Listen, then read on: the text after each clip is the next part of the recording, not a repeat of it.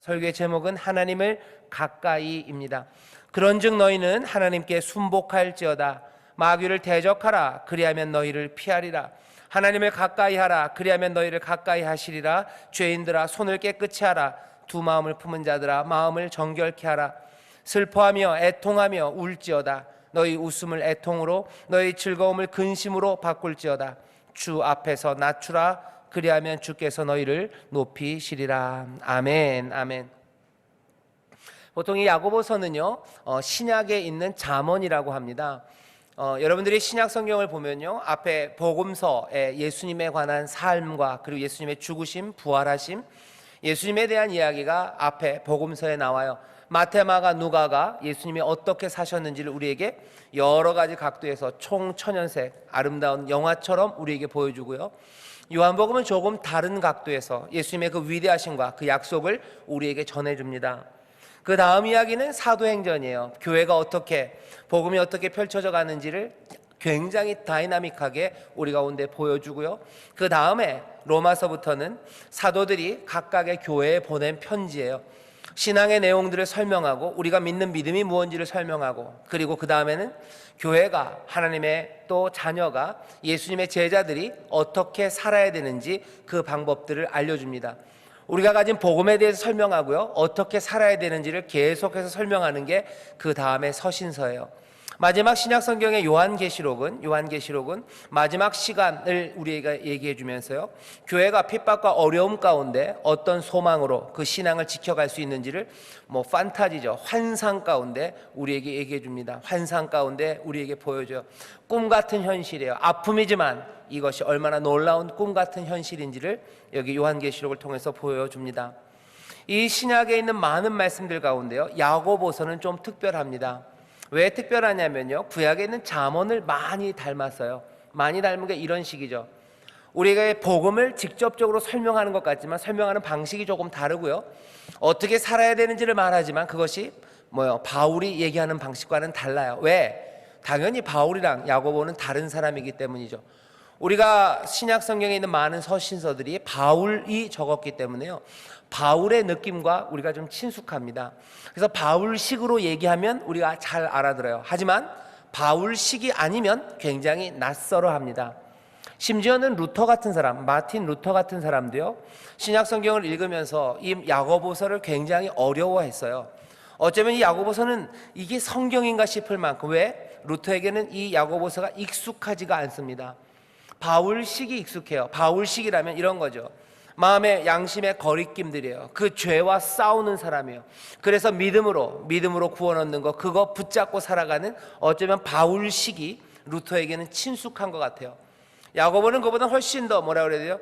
훨씬 더 당당합니다. 훨씬 더 용감해요. 믿음이라는 게 행함과 같이 가야 된다고 말하는 사람이에요. 훨씬 더 뭐라 해야 되나요? 삶을 당당하게 후적후적 걸어가는 사람이 이 사람 야고보입니다. 느낌은 이런 거죠. 바울은 약간 좀 소심해 보여요. 떨리는 마음으로 살아가요. 야고보는 좀 아니에요.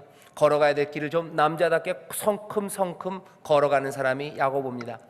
야고보는 우리에게 그래서요, 인생 그리고 신앙의 어떤 지혜를 바울과는 다른 느낌으로 알려줘요. 오늘 여기 우리 온 성도들에게 제가 드리는 선물이에요. 여러분들 신약에서 야고보를 읽을 때는요, 바울과 다른 느낌으로 읽으시고요, 그리고 다른 방식으로 말한다고 기대하고 보셔요. 그러면 이 야고보서가 바울의 신학과 어긋나기 때문에 우리의 신앙을 흔드는 것이 아니라 훨씬 더 상쾌하게 우리가 어떻게 살아야 될지를 우리에게 알려주는 말씀으로 우리가 읽을 수 있습니다. 그 말씀을 읽으면요, 오늘 야고보서가 지혜를 알려주는데요, 지혜 중에서도 어떤 지혜냐면 우리의 분투하는 상황들, 우리의 싸움의 상황들에서 어떻게 우리의 삶을 바꿔내야 될지를 얘기합니다. 오늘 우리가 읽은 본문 앞에 4장 1절에 보면 이렇게 되어 있어요. 너희 중에 싸움이 어디로, 다툼이 어디로 쫓아나느뇨? 너희 지체 중에서 싸우는 정욕으로 쫓아난 것이 아니냐? 너희가 욕심을 내어도 얻지 못하고 살인하며 시기하여도 능히 취하지 못하나니 너희가 다투고 싸운도다 너희가 얻지 못하면 구하지 아니하며 라고 얘기하기 시작해요. 너희가 싸움이 있지 라고 얘기해요. 너희 가운데 다툼이 있지. 싸움과 다툼은 뭔가를 다 얻으려고 하는 건데, 너희가 싸우고 다툰다고 해서 너희가 그것들을 얻을 수 있더냐 라고 묻는 겁니다. 우리들 안에서의 싸움도 그렇고요. 결국은 모든 싸움이라는 건 우리의 욕망들이에요. 우리가 욕심하는 것, 그것들을 얻기 위해서 사람들은 싸웁니다. 뭔가를 얻으려고 싸워요. 내가 부족한 게 있으니까 싸우는 거예요. 넉넉하면, 내게 부족함이 없으면 싸우지 않습니다. 늘 부족해요. 부족하니 무언가를 욕망하죠. 그러니 싸움이 생기기 시작합니다. 사람들은 궁금해요. 왜 싸울까? 왜 싸울까? 세상은 왜 싸울까? 욕망이 있기 때문이에요. 근데 사실 해결하는 방법은 간단합니다. 모든 사람들이 다 다른 것들을 욕망하면 싸울 필요가 없어요. 근데 세상은, 사람들은 같은 것들을 욕망해요. 하나를 여럿이 좋아해요. 하나를 여럿이 갖고 싶어 하니까 싸우는 거죠. 10사람이 있고 10사람이 갖고 싶은 게 10개가 다 각각이면 싸울 일이 없습니다. 그런데 사람들은 같은 걸 갖고 싶어 하죠. 그것도 이상해요. 왜 사람들은 같은 걸 갖고 싶어 할까? 어떤 사람은 그걸 이렇게 설명합니다. 사람들이 욕망이라는 걸요, 서로 모방한대요. 사실은 내가 그게 필요한 게 아니에요. 남이 그걸 욕망하니까 나도 욕망하는 거예요. 남이 그거 좋아하니까 나도 좋아해요. 다른 사람 갖고 싶어 하니까 나도 그걸 갖고 싶어 하는 거예요. 그러니 갖고 싶어 하는 건 제한적이고 갖고 싶은 사람들은 많아져요. 그러니 싸움이 생긴다고 설명을 합니다. 저희가 여러분들에게 복잡한 이야기를 드리는 이유는 다른 거 아니에요. 세상의 싸움이라는 게 계속해서 일어날 수밖에 없는 것들을 사람들이 설명하려고 여러 가지 방법을 동원합니다. 하지만 결국은 변하지 않는 건 뭐예요? 세상엔 싸움이 있어요. 싸움이 있고 그 싸움에서 얻는 게 없습니다. 누군가는 얻을 거예요. 보통은 높은 사람, 힘 있는 사람이 얻습니다. 요즘 뉴스에서 제일 많이 나오는 사람 이름이 조씨 아저씨가 제일 많이 나오셔요. 이름을 말하는 게 그렇게 적절하진 않지만 거기에서 좋은 학교를 가고 싶어요. 왜? 꼭 의사가 다 돼야 되는 건 아니죠. 그런데 사람들은 의사가 되고 싶어요. 그렇게 서로를 모방합니다. 누구 아들이 의사가 되면 좋죠. 그러니 내 아들도 의사가 되었으면 좋겠어요. 그런 식이에요. 자리는 하나입니다. 하지만 여러 사람이 그것들을 얻으려고 싸워요. 누군가는 얻습니다. 하지만 대부분은 얻지 못해요. 여기 야고보가 얘기하는 거예요. 너희들 싸우고 다투지. 하지만 그런다고 해서 너희가 얻느냐 하는 거예요. 너희가 욕심을 내어도 얻지 못하지. 그럴 수밖에 없어요. 싸움이 있다는 건 재화는 한정되어 있고 원하는 사람들은 많다는 거예요. 지혜는 지혜 있게 보면 그냥 바로 보입니다. 싸움이 있다는 것에서는요, 평화가 있을 수 없어요. 왜? 싸우는 이유가 얻고 싶은 건 정해져 있고 얻으려는 사람들은 많기 때문이에요. 이 세상에서 어떻게 사는 거냐 하는 거죠. 싸움이 있는 세상, 그 세상이 말하는 바는 결국 싸움이 있다는 건 만족이 없다는 건데 너네들 여기서 어떻게 살아야 되냐라고 묻는 자들에게 지혜로 대답하는 겁니다. 지혜의 대답은 뭐예요? 간단해요. 너희들이 싸워서 얻어서 사는 것 아니다요. 오늘 이 밤에 여기 우리 예꿈 친구들, 청소년들, 그리고 대학 청년들, 어른들 있는데요, 인생의 지혜에 대해서 야고보가 하는 말을 들으셔요. 싸움으로 뭔가를 얻고 쟁취하는 것, 쟁취하는 상황이 있는 한 거기에는 만족함이 있을 수 없어요. 야고보가 우리에게 전하는 건 아주 간단합니다. 우리는 싸워서 사는 것이 아니라요, 우리는 뭘로 살아요? 은혜로 산다라고 말해야 되는 거예요. 싸워서 얻는 것이 아니고 우리는 은혜로 얻는 것이다 라고 말해야 돼요. 그렇게 세상을 보기 시작해야 세상엔 싸움이 아니라 제대로 살아갈 수 있는 그 길이 열립니다. 여기 있는 사람들, 이 말이 무슨 말일까? 그 말을 하나씩 하나씩 어쩌면 깨달아가는 것이 은혜, 그리고 우리에게 베푸신 하나님의 사랑, 그것으로 살아가는 게 무엇인지 우리가 깨달아가는 거예요. 많은 사람들은 그렇게 생각해요. 우리가 특별히 하나님의 은혜를 입어서요, 하나님의 은혜를 주는 사람이 있어요. 하나님의 은혜와 사랑을 받으려면 여러 가지 일들을 해야 돼요. 헌신하든지 기도를 남들보다 더 많이 하든지. 그래서 내가 뭔가를 얻어야 된다고 생각하는 사람들, 그 사람들은 뭐예요? 똑같이 다투는 사람이에요. 다른 사람들과 기도를 다툽니다. 내가 저 사람보다 기도를 1시간은 더 해야 돼요. 뭐하고 다투는 거죠. 내가 경쟁하는 거예요. 그걸 통해서 내가 뭔가를 얻으려고 합니다. 하지만 얘기하시는 거예요. 너희가 욕심을 내어도 얻지 못한다. 욕심을 내어도 얻지 못해요. 남들보다 더 많이 수고하면 내가 높은 자리, 남들보다 더 많이 기도하면 하나님이 나를 사랑하셔서 다른 사람에게 주지 않는 무언가를 나에게 주시겠지라는 방식으로 그렇게 살 수는 없어요. 뭐라고 얘기하시는 거예요? 은혜를 주신다. 은혜를 주신다. 너희가 경쟁해서 얻어가는 것 아니고 하나님이 주신 은혜로 너희가 산다라고 우리에게 얘기합니다. 우리의 세상에 대한 생각 자체를 뒤집으라고 얘기하는 거예요. 그게 지혜죠. 경쟁해서 얻어야 된다라는 세상, 그 세상을 산다면 어쩔 수 없어요. 끊임없이 싸워야 됩니다. 하지만 끊임없이 싸우는 세상, 거기에서는 만족을 얻을 수 없어요. 은혜로 주시는 세상에서만 모두가 다 만족함으로 살아갑니다. 그러면 세상은 정말로 은혜로 살아가는 세상이냐? 우리의 믿음은요, 예라고 대답하는 거예요. 경쟁으로 사는 세상이 아니고 우리는 어느 순간인가 이 세상은 은혜로 산다고 고백하는 사람입니다. 나의 의인은 믿음으로 산대요. 하나님의 사랑이, 하나님의 은혜가 세상에 충만하대요. 여호와가 나의 목자시니 내게 부족함이 없대요. 하나님께서 이 세상을 은혜로 만드시고 하나님의 복으로 가득 채우시고 모든 이들에게 은혜의 비를 내리시고 모든 사람들에게 충만하도록 생명이 넘치게 하셨음을 믿는 사람들, 그 사람들이 우리들입니다. 세상은 어떤 세상입니까? 은혜로 가득 찬 세상이에요. 오늘 여기 있는 우리 젊은이들, 우리 예꿈 친구들, 그리고 우리 중고등학생들, 이건 참 받아들이기 어려워요. 경쟁으로 이기는 세상이고 그 경쟁에 내가 앞서 갈 수 있도록 나를 채우시는 하나님을 우리는 기대하지만 야고보는 고개를 설레설레요. 다툼으로 너희가 무엇을 얻느냐? 아니, 은혜를 주신다라고 얘기하셔요. 은혜를 주신다요. 은혜를 주신다. 세상은 은혜로 가득 차 있다. 세상은 경쟁으로 살아가는 것 아니고 싸움으로 사는 것 아니고 하나님이 주시는 은혜로 산다라고 지금 야고보가 얘기합니다. 이건 야고보의 얘기만은 아닙니다. 주님께서 우리에게 주시는 말씀이에요. 그 나라와 그 의를 구해라. 그럼 이 모든 것들을 너에게 더하신다. 천부께서, 하늘 아버지께서 너에게 필요한 것들을 주시지 않겠느냐? 얼마든지 주신다요. 선물로 주신다. 은혜로 주신다. 이 사람들아, 남들보다 한 뼘 더 나가려고, 남들보다 한 자 더 커지려고, 남들보다 한 줄 더 읽으려고, 남들보다 하나 더 스펙 쌓으려고 너희들 애쓰지 말아라 얘기하시는 거예요. 하늘에 날아가는 새들을 보고 그리고 들에 핀 백합화들을 봐라. 경쟁으로, 아니 하나님의 은혜로 산답니다. 오늘 우리가 다시 한번 이건 뭐라 그래야 되나요? 이건 돌을 닦아서 알 수 있는 것도 아니고요. 그리고 이건 그냥 어떻게 알 수 없는 겁니다. 그냥 세상에 대한 하나님의 지혜예요. 선물이에요. 그냥 그 믿음이 우리 가운데 훅 오는 거예요. 내가 경쟁으로 사는 것 아니고 하나님의 은혜로 산다라는 것이 우리 안에 빛처럼, 그리고 우리 안에 뭐라 그래야 되나요?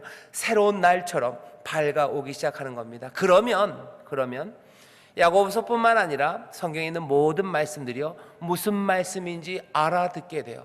그 말이 무슨 말인지 압니다. 아, 맞아요. 이렇게 사는 거예요 라고 우리가 알아들을 수 있죠. 오늘 본문도요, 앞에 있는 4장 1절부터 너희가 다툰다고 얻는 거 아니다, 은혜로 얻는다. 6절이죠. 그러나 더욱 큰 은혜를 주시나니 그러므로 일렀으되 하나님이 교만한 자를 물리치시고 겸손한 자에게 은혜를 주신다 하였느니라. 교만한 자, 높아지려는 자, 앞으로 나가려는 자, 싸워서 뭔가를 얻으려는 자, 그 사람들이 아니라 겸손한 자에게 은혜를 주신다. 너희들 은혜로 산다라고 얘기하셔요. 그런즉 너희는 어떻게 하라고요? 하나님께 순복할지어다. 마귀를 대적하라. 그리하면 너희를 피하리라. 하나님을 가까이 하라. 그리하면 너희를 가까이 하시리라. 죄인들아, 손을 깨끗이 하라. 두 마음을 품은 자들아, 마음을 정결케 하라. 슬퍼하며 애통하며 울지어다. 너희 웃음을 애통으로, 너희 즐거움을 근심으로 바꿀지어다. 주 앞에서 낮추라. 그리하면 주께서 너희를 높이시리라. 이 모든 말씀이 가능한 세상은요, 은혜로 살아가는 세상이에요. 내가 경쟁으로 싸워서 뭔가를 얻어야지 사는 세상에서는 이 말씀대로 살 수 없습니다. 하지만 세상이 은혜로 사는 세상이라면 여기 있는 이 말씀 그대로가 맞습니다. 오늘 설교의 제목이 하나님을 가까이 하랍니다. 겸손한 자에게 은혜를 주신대요. 은혜의 세상을 믿는 사람들 이렇게 사셔요. 오늘 은혜의 세상을 믿는 건 하나님의 선물입니다. 그렇게 진리가 우리 가운데 올 거예요. 내가 다퉈서 남들보다 앞서서가 아니라 하늘아버지가 주시는 은혜로, 하나님이 주시는 선물로 나는 살아요. 내가 그러니 남들보다 더 앞설 일 없어요. 남들보다 더 높아질 일 없어요. 은혜로 사니 뭐만 하면 돼요? 하나님의 은혜로 사니. 오늘 설교의 제목이에요. 하나님께로 가까이 가면 됩니다. 그것으로 충분합니다. 옆에 있는 분들에게 얘기하세요. 하나님께 가까이 갑니다. 하나님께 가까이 갑니다. 하나님께 가까이 갑니다. 은혜로 사는 사람들은요, 내 인생의 목표는 다른 거 없어요. 내가 하나님께로 가까이요. 우리의 찬송은 주께로 가까이, 주께로 가까이. 주께로 가까이 가면 됩니다. 왜? 은혜로 사는 것이기 때문에 그래요. 내가 경쟁으로 사는 세상이면요, 내가 경쟁력을 얻기 위해서 살아야 돼요. 그러려면 때로는 주께로 가까이가 아니라 주로부터 멀리 떨어져 나가야 될 때가 많아요. 하지만 우리가 경쟁으로 살아가는 세상이 아니라 은혜로 사는 세상이고, 겸손한 자에게 은혜를 주신다는 걸 믿는다면 우리 인생의 목표는 멀리 있지 않아요. 뭡니까? 하나님을 가까이, 주께로 가까이 가는 것, 그것이 복입니다. 시편 73편 28절에 보면 아예 그렇게 돼 있어요. 하나님께 가까이 함이 내게 복이라 그래요. 하나님께 가까이 하는 게 내게 복이에요. 왜? 하나님의 은혜로 나는 삽니다. 그것만으로 삽니다. 하나님의 은혜가 나에게 충만하게 임해서 나로 경쟁하게 하는 게 아니에요. 그렇게 생각하지 마시고, 아니, 아예 은혜로 살아요. 그러니 하나님께로 가까이 하는 것, 그것이 내게 복입니다. 내가 주 예수로 나의 피난처를 삼는 사람, 그 사람이 복입니다. 주의 모든 행사를 전파하며 사는 사람, 그것이 복이에요. 오늘 이 밤에 여기 모여있는 우리 모든 인천 순복음교회 가족들이 인생은 은혜로 산다라는 것을 겸손하게 받아들여요. 교만한 자가 아니라 겸손하게 은혜로 삽니다라는 걸 받아들이고, 모두가 다 그러니 내가 하나님께로, 내가 주께로 가까이 가기를 원합니다. 이 마음의 소원과 소망을 품으시게 되시기를 주의 이름으로 축원합니다. 은혜로 사는 사람들 주께로 가까이 나가는 줄 믿습니다. 주께로 가까이 가기를 소망하는 줄 믿습니다. 오늘 이 밤 모두가 다 주께로 가까이 나가 그 은혜를 누리게 되시기를 주의 이름으로 축원합니다. 그런즉 주께로 가까이 하래요. 자, 가까이 하는 게 뭔지 조금만 설명드릴 겁니다. 가까이 간다는 거요, 말 그대로 가까이 가면 어떻게 되는 거예요? 그 사이에 거리가 없어지는 거예요. 하나님과 내 사이에 거리가 없어져야 됩니다. 거리가 없어진다는 건 이런 뜻이죠. 여러분들 에베소서 4장 26절에 보면요, 너희가 마음에 분을 품어도 마음에 화나는 일이 있대요. 그것까지 어떻게 하지 못해요. 하지만 마음에 분을 품어도 그것들이 해를 넘기지 말아라. 훅 하고 올라오는 거, 그것까지 어떻게 하겠냐. 하지만 훅 하고 올라오는 거, 그것 때문에 너희들 죄 짓지 말고 해 넘기지 말고 그것들 다 없애버리래요. 이런 식입니다. 음란한 마음들이 훅 올라올 때가 있어요. 그것까지 안 올라오면 좋죠. 하지만 그렇게 된다고 해서 그것들로 밤을 넘기지 말라는 거예요. 분노로 묵상하지 말아요. 음란한 생각에서 훅 올 수 있습니다. 하지만 그것으로 묵상하지 말아요. 미움이 훅 하고 올라올 때 있습니다. 하지만 그거 묵상하면서 나쁜 생각으로 나 자신을 태우고 그것으로 말미암아 의의 길, 좋은 길 가는 그 길을 가로막고 악한 일, 그리고 세상에서 하나님 기뻐하지 않는 그곳으로 가지 말라고. 너희들 뭔가 훅 올라오더라도 마음에 분을 내어도 하루를 넘기지 말으라고. 왜? 에베소 4장 27절에는 뭐라고 얘기합니까? 너희 악한 자들에게 틈을 주지 말래요. 틈타지 못하게 해라. 틈타지 못하게 해라. 틈이라는 게 뭡니까? 자리예요. 에베소 4장 27절에 틈이라고 되어 있는 말이요, 이게 토폰이라는 말로 쓰는데요, 원래 뜻은 토포스입니다. 그냥 자리라는 얘기예요. 자리를 주지 말아라요. 기회를 주지 말아라. 악에게 기회를 주지 말아라. 하나님에 가까이 한다 하는 거예요. 하나님에게 가까이 한다는 거요, 하나님과 우리 사이에 틈이 없는 거예요. 그 틈이 나면 어떻게 돼요? 악한 자들이요, 그것들을 기회로 삼습니다. 뭐랑 비슷하냐면, 요즘도 그런 게임들 하나 모르겠는데, 제가 있을 때 애들이랑 했던 게임 중에서 굉장히 과격하고 재밌는 게임이 있어요. 뭐냐면 여기다가 의자를 놓습니다. 의자를 놓는데요, 의자 한 10명이 게임을 하는데 의자를 한 8개만 놔요. 그리고 막 노래 부르다가 삑 하는 거죠. 그러면 사람들이 확 의자에 가서 앉아요. 그냥 할 때마다 떨어지는 사람이 나와요. 10명 하고서 의자 8개 놓으면 몇 명 걸리는 거예요? 2명 딱딱 걸리는 거예요. 그렇게 의자 뺏기, 의자에 앉기 게임을 해요. 의자 앉기 게임을 하다 보면요, 재미있습니다. 나중에는 그냥 한 명 승자만 남게 되죠. 의자를 뺏어요. 자리를 뺏어요. 틈만 나면 가서 앉는 거예요. 악한 영들이 어떻게 의자 뺏기 하는 거랑 똑같아요. 내 삶에 틈이 나면요, 내 삶에 하나님과 내 사이에 거리가 떨어지면요, 그 자리, 그 틈, 그 기회를 그냥 치고 들어오는 거예요. 내 인생의 자리를 치고 들어옵니다. 하나님의 은혜로 사는 사람들, 하나님에 가까이 해야 되는데요, 여러분들 마음에 심어야 되는 건 뭐예요? 내가 틈을 주지 말아야 돼요. 자리를 주면 안 돼요. 하나님과 내 사이가 벌어지면요, 그거 그냥 가만히 벌어진 채로 두지 않습니다. 의자 뺏기 게임처럼요, 누군가 그 사이를 치고 들어오는 거예요. 그 자리를, 그 기회를 치고 들어오는 거예요. 내가 기도하는 시간이 점점 멀어지면, 내가 하나님 앞에 나가는 시간이 점점 멀어지면 아무 일 없을 것 같지. 아니, 그 자리는 반드시 치고 들어옵니다. 분노가 치고 들어와서요, 어떻게 해요? 거기에 자리를 잡는 거예요. 토폰, 그 자리를 그냥 채워버리는 거예요.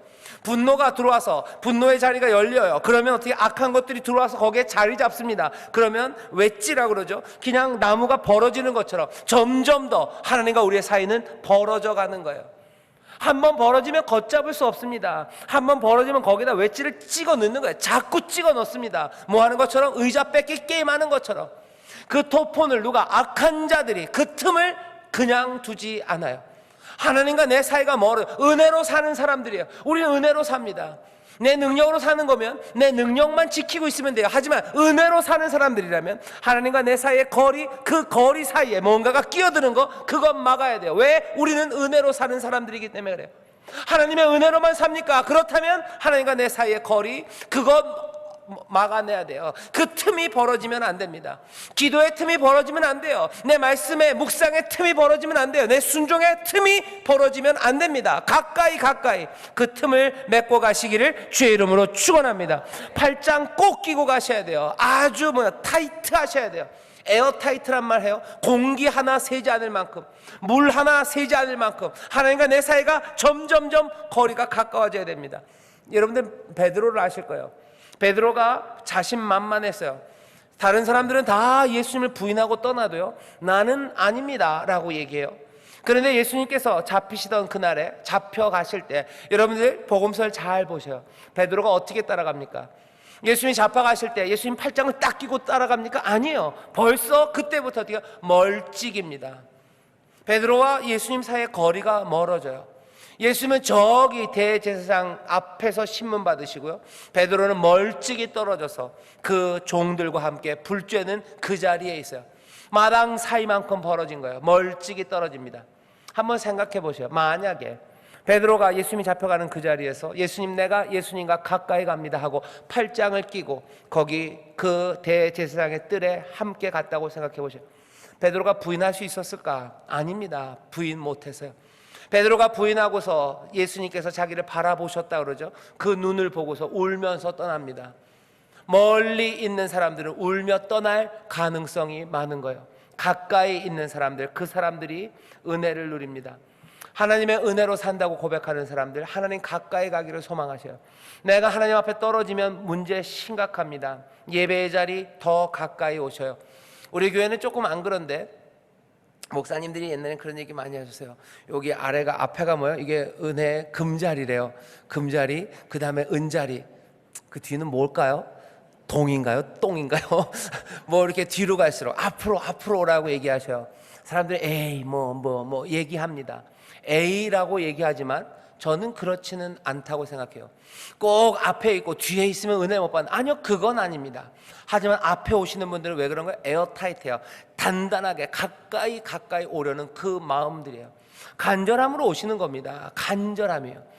은혜로 사는 사람, 오늘 설교는 간단해요. 하나님을 가까이라고 얘기했는데요, 은혜로 사는 사람들은 하나님을 가까이 하는데, 시간이 많지 않으니까 사실은 설교 굉장히 길 것 같은데요, 아주 간단하게 얘기할게요. 하나님을 가까이 하는 사람은 뭐예요? 간절함이 있는 사람들이에요. 은혜로 산다라는 말이 갖고 있는 의미는요, 간절함입니다. 팔짱 빡 끼는 거예요. 팔짱 끼는 거예요. 어떻게 보면 굉장히 어색합니다. 하지만 뭐예요? 이건 간절함이에요. 왜? 떨어지면 큰일 나기 때문에 그래요. 여유 있는 사람들은 좀 멀찍이 가도 될 것 같아요. 하지만 겁나는 아이들은 바짝 붙습니다. 옛날에 에버랜드가 용인 자연농원이었을 때가 있어요. 그때 유령의 집이라 그러나요? 그게 처음 막 생겼어요. 거기 갔는데 처음에 제가 3학년 때인가 초등학교 3학년 때쯤 갔던 것 같아요. 그러니까 굉장히 오래전이죠. 한 60년 전인가요? 그렇게 갔는데요. 거기 갔는데 제가 큰 아들이었어요. 그러니까 무서운 거 없다 그래죠. 뭐 이런 게 무섭냐고. 그리고 딱 들어갔어요. 사실은 평생에 처음 고백합니다. 들어가는 순간부터 저는 눈을 감았어요. 눈을 감고 그냥 더듬더듬 가요. 근데 동생들은 막 아빠랑 막 이렇게 꽉 붙잡고 가죠. 전 차마 못 그러는 거예요. 한 발 뒤에서. 하지만 눈은 감고 거의 그냥 눈 감고 그냥 이러고 따라가요. 잡고 싶어도 차마 체면 때문에 못 잡아요. 그러면서 겨우겨우 그냥 죽을 둥 살둥해서 유령의 집을 나왔던 기억이 있어요. 무서우면 어떻게 해요? 바짝 붙어야 돼요. 바짝 붙어서 팔짱 껴야 됩니다. 그런데 못하는 거예요. 왜? 체면 때문에 못해요. 아니면 앞에 있는 것처럼 말하면 어쩌면 교만입니다. 교만한 자는 은혜를 얻지 못한대요. 교만한 자를 물리치신다. 겸손한 자에게 은혜를 주신다래요. 이 겸손함이라는 게 무슨 대단한 덕목으로서의 겸손함이라고 이해하면 어쩌면 조금 신앙생활과 적용하기가 어려워요. 이 교만함이 아닌 겸손함은요, 이건 간절함입니다. 내가 얼마나 연약한 자임을 그냥 자인하는 겸손함이에요. 거기에서부터 뭐가 간절함이 생깁니다. 그 사람들은 하나님을 가까이 합니다. 그 사람들은 어떻게 해요? 애통합니다. 슬퍼합니다. 그리고 웁니다.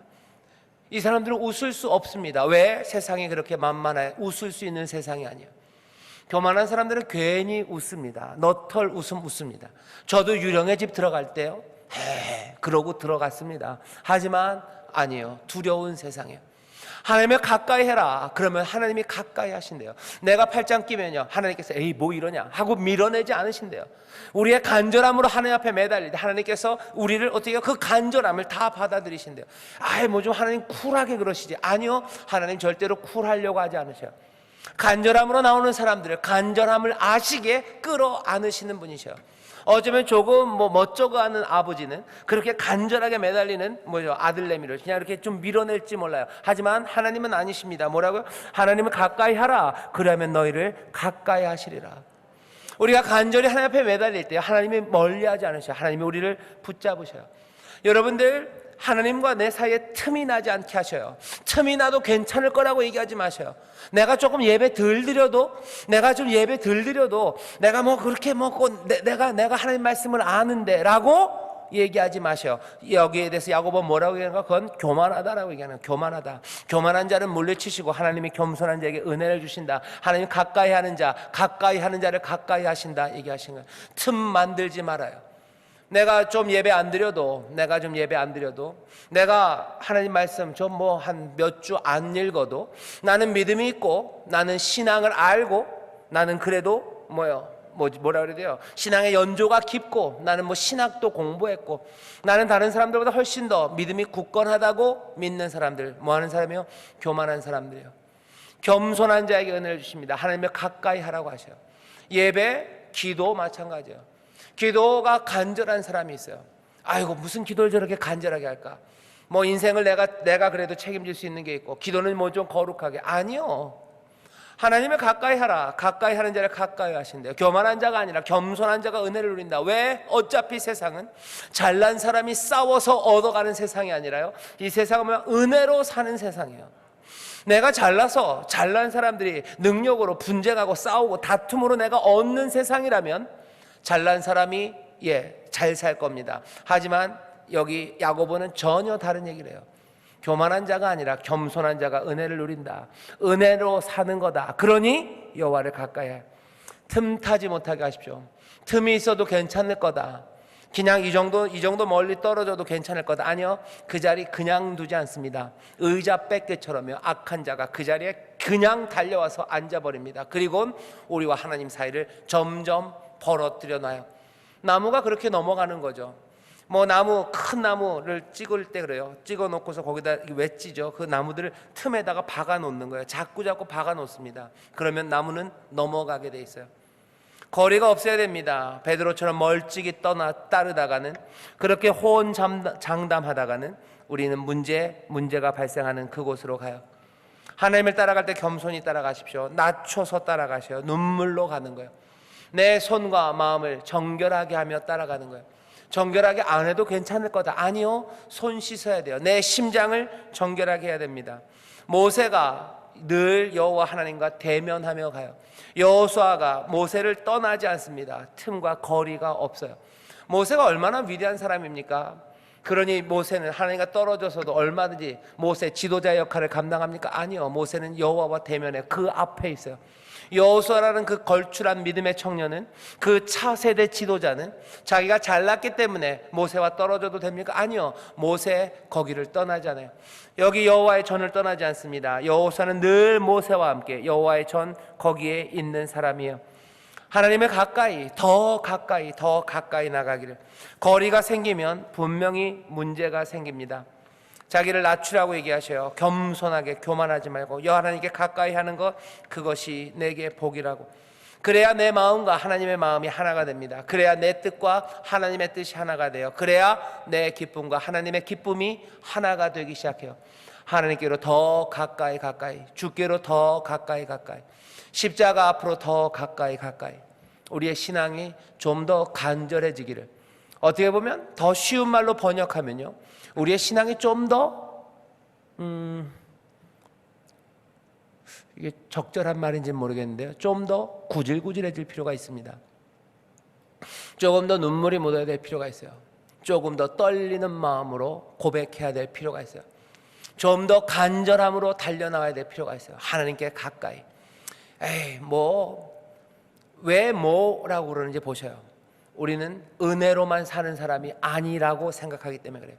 나에겐 조금의 밤톨만큼이라도 뭔가 능력이 있기 때문에 나는 얻을 수 있다고 생각하는 사람들, 그 사람들이 뭐 하며 거리를 두는 거예요.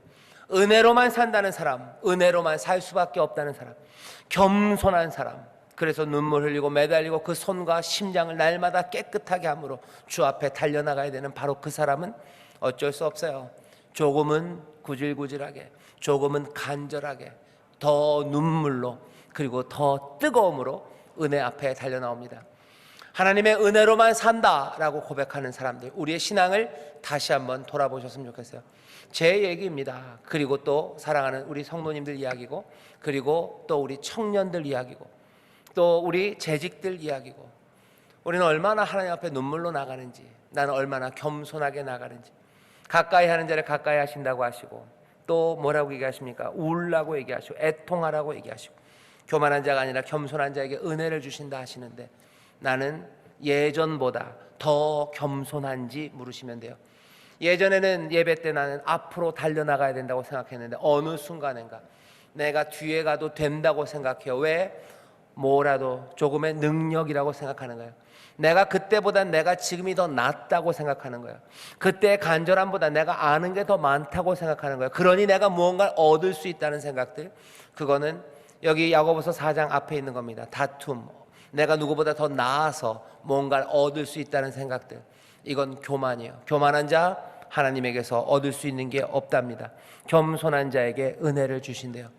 신앙의 연조가 깊어질수록 어쩌면 더 눈물은 많아지는 겁니다. 신앙의 연조가 깊어질수록 주님 앞에 끼는 그 팔짱은 더 단단해져 가야 되는 거예요. 주와 우리 사이의 거리가 점점 더 가까워져야지, 내가 신앙이 자라난다 하며 주님과 내 사이의 거리가 점점 멀어지는 것, 그건 굉장히 위험합니다. 하나님께로 가까이 가까이, 신앙이 점점 더 깊어질수록 가까이 가까이, 점점 더 어쩌면 어린아이처럼 점점 더 많은 눈물로, 그리고 더 사모함으로 주를 바라보기를. 점점 더 눈빛이 어떻게 돼야 돼요? 눈빛이 점점 더 간절해져야 됩니다. 주를 향한 눈빛이 점점 더 간절해지는 신앙인데 흔하지 않습니다. 하지만 바라기는 우리 인천 수목회 모든 성도들, 그리고 우리 젊은이들, 신앙이 깊어질수록 점점 더 주를 향한 여러분들의 눈빛이 간절해지고, 주를 향한 눈물의 기도는 점점 더 뜨거워지고, 주를 붙잡는 여러분들의 손길에는 점점 더 간절함이 묻어있기를, 그렇게 하나님 앞에 가까이 가까이 나가는 겸손한 사람들이 되어 하나님의 은혜를 누리고 또 하나님이 주신 크신 복, 그 삶을 살아가게 되시기를 주의 이름으로 축원합니다. 여호와 하나님께 가까이함이 우리의 복이니 겸손하게 그 앞으로 나아가는 저와 여러분, 간절함으로 주 앞에 나가는 저와 여러분, 눈물로 기도하며 나가는 저와 여러분 되시기를 주의 이름으로 축원합니다. 기도하겠습니다. 하나님, 하나님의 가까이 하는 자, 하나님의 가까이 하는 것, 그것이 우리의 복이요 복 있는 사람입니다.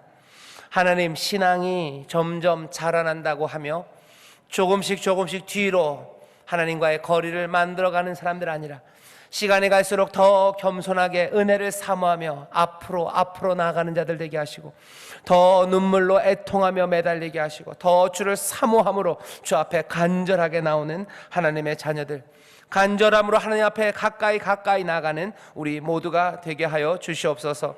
아버지 하나님, 기도합니다. 우리 모든 부모들이 우리의 자녀들에게 신앙의 본을 보일 때 아버지 하나님이 간절함을 보여주기를, 겸손하게 주 앞에 무릎 꿇는 것을 보기를, 주와 떨어지는 거리가 아니라 정말로 눈물로 주를 향하여 한 걸음 한 걸음 간절히 나가는 믿음의 본이 보여지는 우리 부모들이 되기를 원합니다. 아버지여, 이 믿음의 본이 보여질 때 우리의 자녀들도 하나님의 은혜 앞에, 또 그 믿음의 귀한 아버지 하나님 본 앞에 삶을 내려놓고 주를 따르기를 또 헌신하며 결단하게 될 줄 믿사오니, 아버지 하나님, 우리 인천 순복음교회 아름다운 신앙의 전수가 이루어지는 교회가 되게 하시고, 하나님께로 가까이 가는 간절함이 날마다 더 풍성해져가는 귀한 교회가 되게 하여 주옵소서. 오늘 이 시간 간절함으로 하나님 앞에 가까이 갑니다. 애통함으로 울며 기도합니다. 주의 은혜를 구합니다. 우리의 삶과 신앙에, 우리의 가정에, 또 이 나라 이 민족에 하나님의 도우심과 은혜를 더하여 주옵시고, 하나님의 진리가 서는 이 땅이 되게 하옵시며, 하나님 기뻐하시는 역사만 넘쳐나게 하여 주옵소서. 이 밤 성령의 충만하신 가운데 새 일을 행하실 줄 믿사오니, 성령의 인도하신 가운데 뜨겁게 기도하게 하시고, 성령의 인도하신 가운데 영혼에 있는 깊은 것들을 모두 다 쏟아내게 하시며, 성령의 인도하신 가운데 하늘의 신령한 노래로 아버지 하나님의 인도하신 가운데 놀라운 것들을 간구하는 귀한 밤이 되게 하여 주옵소서. 감사드리며 예수님 이름으로 축복하며 기도하옵나이다. 아멘.